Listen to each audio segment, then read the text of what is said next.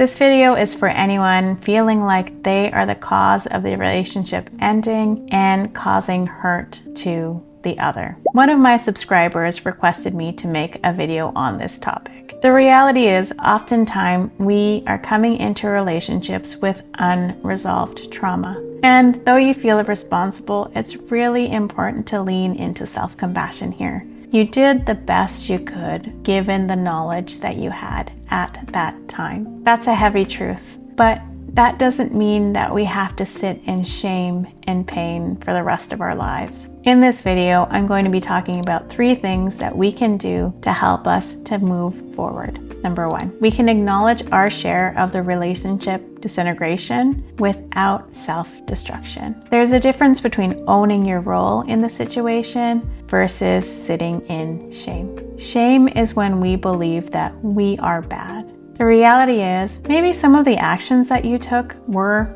bad, but that doesn't mean that you're bad as a whole person. You were doing the best you could given what you knew. I think it's really important to just remember that message throughout this video. Also, there's a difference between taking accountability for your actions and self-condemnation. Blaming yourself isn't going to change what has happened, but understanding the root cause, so the unresolved trauma, will help to shift things. Trauma responses look like emotional dysregulation. What that means is we may not be able to handle how we react or our emotions due to past unresolved trauma. This can look like anger, control, avoidance, and shutdown. These responses don't make you a bad person, but they can create damage if it continues to go unhealed. Naming the pattern is the first step in recovery. One of the most powerful things you can do is start to recognize some of these patterns. For instance, take note of how you respond. Do you respond by shutting down?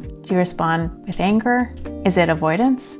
What does it look like? Start to get curious. Along with getting curious and recognizing patterns, it's important that we learn how to forgive ourselves, make meaning out of the relationship that we've lost, and find a way to move forward. If you're thinking to yourself, you know what, I'm ready to move forward, there are many ways you can do that. You can download my Healing Starter Kit. It's there in the description below. But additionally, there's a number of books that you can read. You can watch different videos. There are many free resources that you can tap into to learn healthier coping mechanisms, or even beginner starter tools on how to do trauma work. If you're looking for a more intensive dive, you could always work with a therapist or a coach to help you navigate this journey of healing. As a reminder, self-growth not only honors you, but it also honors the person that you've caused pain to. We can't rewrite the past, but we can make choices around what you want to do with your awareness now. Your story doesn't have to end with guilt and shame.